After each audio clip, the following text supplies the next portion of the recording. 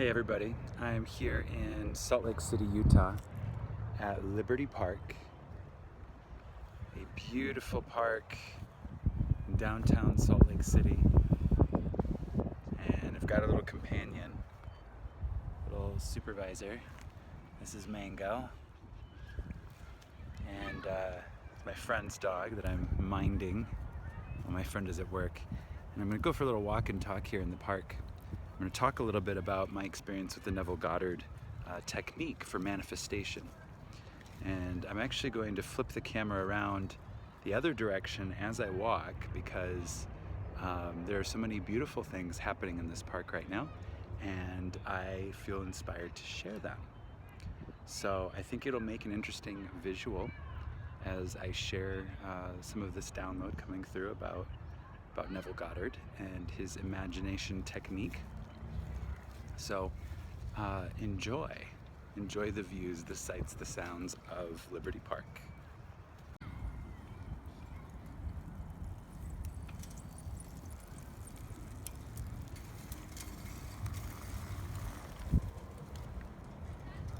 So Neville Goddard talks about imagining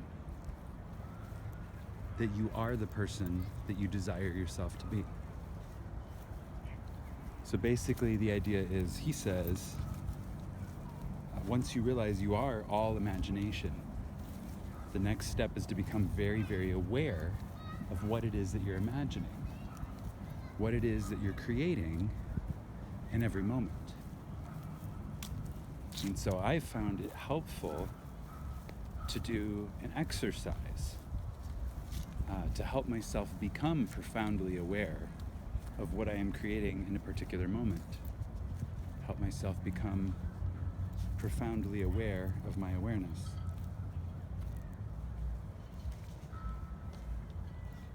And in the exercise, I think about who I believe myself to be. So a man's present state of being consists of all that he believes and consents to as true about himself. It's pretty much a direct quote from Neville Goddard right there. I'm going to say it again. Man's state of being, so your current state of being, consists of all that you believe to be true and all that you consent to as true about yourself at any given time. And that determines your state of being. So in this moment, my state of being is comprised of everything that I believe to be true about who I am, what I believe to be true about myself. And the self that I show to others, the way that I show up to other people, is also a function of my beliefs about myself. And this is why confidence is so attractive. Because in a state of confidence, one believes in their value. One is indicating a belief in the nature of their higher self, in the nature of their higher state of being. And that's very attractive because that's closer to divinity.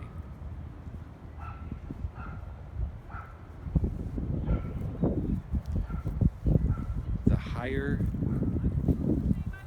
your state of being, the more pure your beliefs about who you are. The more clear you are about what you consent to as being true of yourself.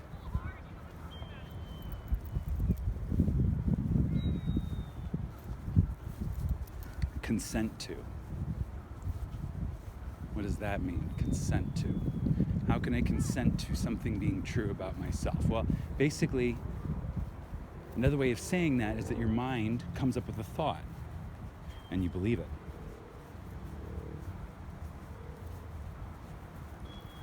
I heard my mind say this thing,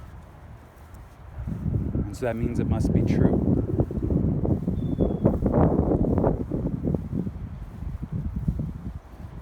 But when you start to enter a pure state of being, pure higher state of being, more refined, more true, you begin to realize and become aware of your awareness, become aware of your unconditioned state of awareness, meaning the part of you that exists beyond the characteristics of you, the way that you can describe yourself, the way that you can describe who you are. There's a part of you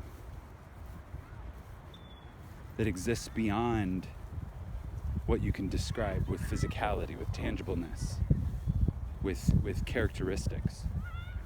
And that part of you has been referred to as a lot of different things, one of which is unconditioned consciousness, or the absolute.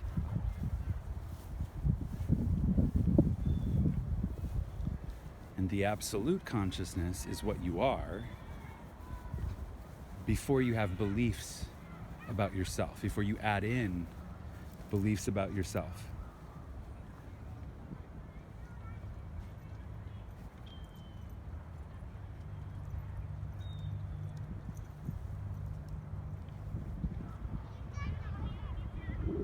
So anytime you develop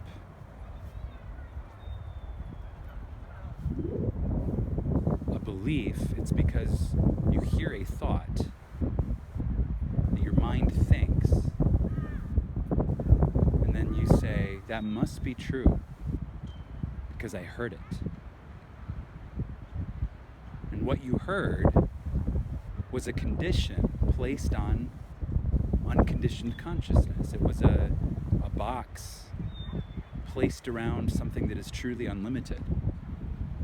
When you believe that box to be true, when you believe that that box exists for you,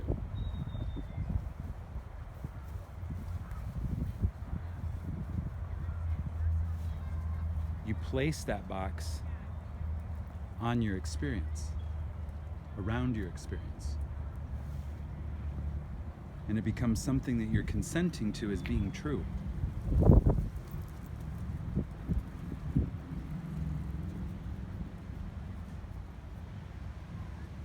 So the exercise to begin to dig into this, to begin to become clearer and clearer,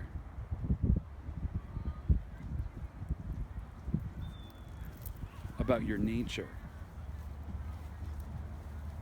about who you are, is to begin to think about your thinking.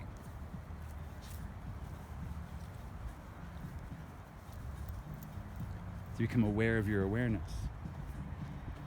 To become aware of the space of what you are before you start describing what you are. Before I am anything, I simply am. And there's magic in that exercise, and beginning to think about your thinking, to beginning to think about the part of you that is watching your thoughts, the part of you that is believing your thoughts to be true. This is a process that's happening in front of you, and you can see all of it. If you step into presence, if you become an observer,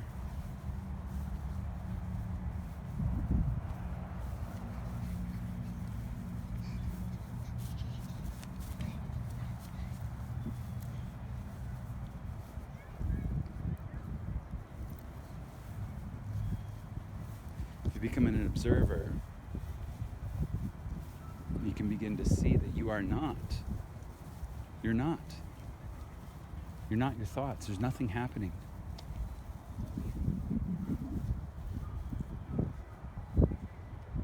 What you believe to be your life is a series of feelings.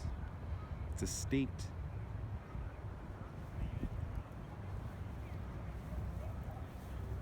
It's a flow between various states of consciousness.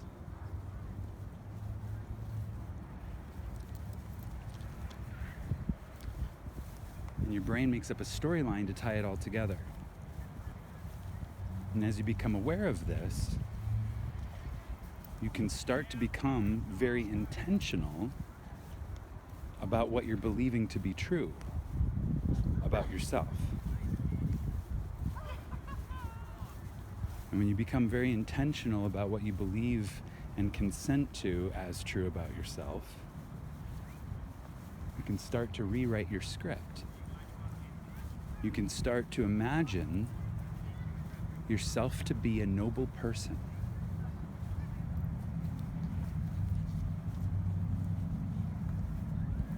Any trait, any characteristic of any human who has ever lived, and more, and beyond, but for sure, any state that has ever been embodied by any human being ever is available to you to embody in this moment. You're a navigator. Your body is like a ship. And you're navigating through energy in your life.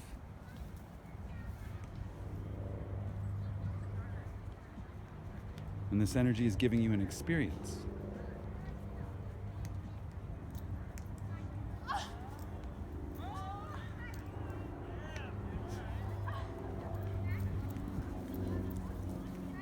And who you imagine yourself to be determines the experience that you have. It determines how you show up.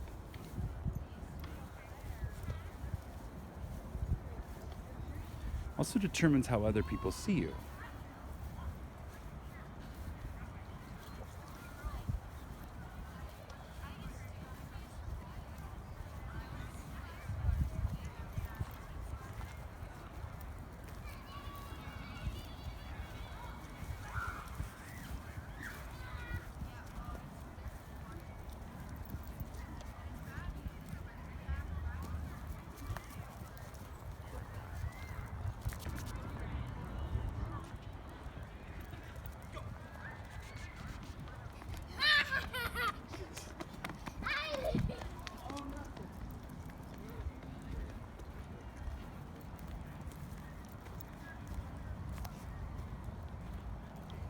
So your experience of other people,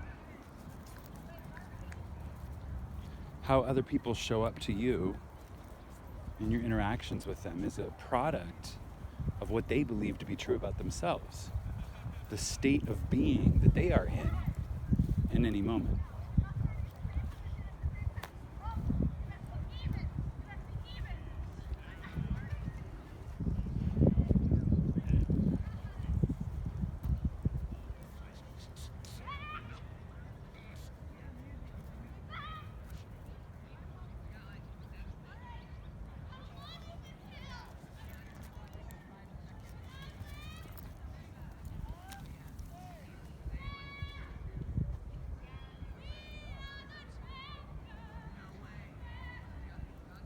And the same goes for other people's experience of you. If you want to have success in your relationships, start to modify the state of being that you're in when you show up in your relationships. Start to think about what you believe to be true of yourself and how that affects the way people see you and the way you see people.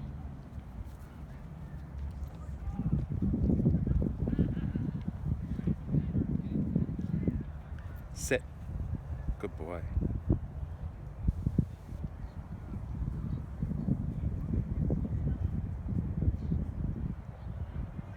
So when you imagine yourself to be a noble being, you start to rethink how you show up in your life, how that affects your relationships,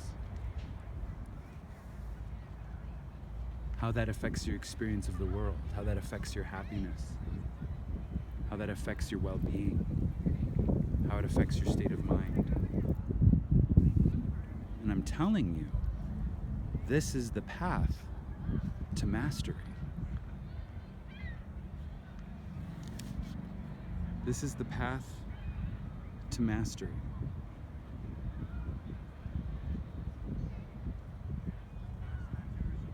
Thinking about your thinking.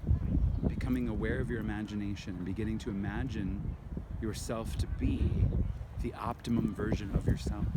And this is what Neville Goddard teaches. He says to imagine what the feeling would be like if you already had what you wanted to have, or you already were the person that you wanted to be. That's very, very powerful. Because when you do this, you begin to, on a neurological, physiological level, begin to build new neural pathways in your brain. Literally begin to entrain your brain to create the life that you came here to live. Powerfully. To powerfully create that. To powerfully create that experience.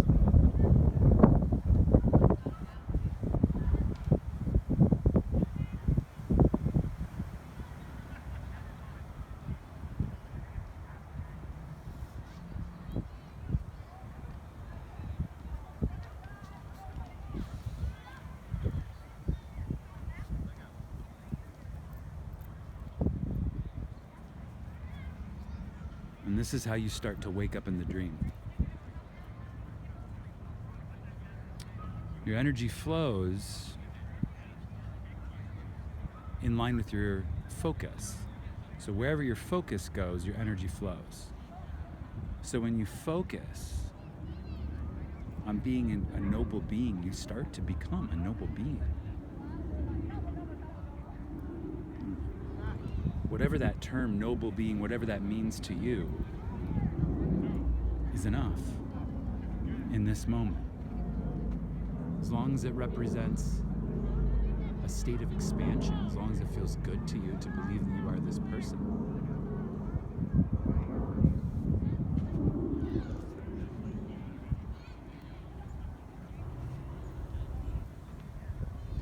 So when I tell you to imagine wisely, I challenge you to take moments to think about your thinking, and to think about the thoughts that you're witnessing happening in front of your consciousness, and to become aware of which ones you're believing to be true and how they feel. And if they don't feel good, it's up to you to choose not to believe them. And that's how we begin to imagine wisely.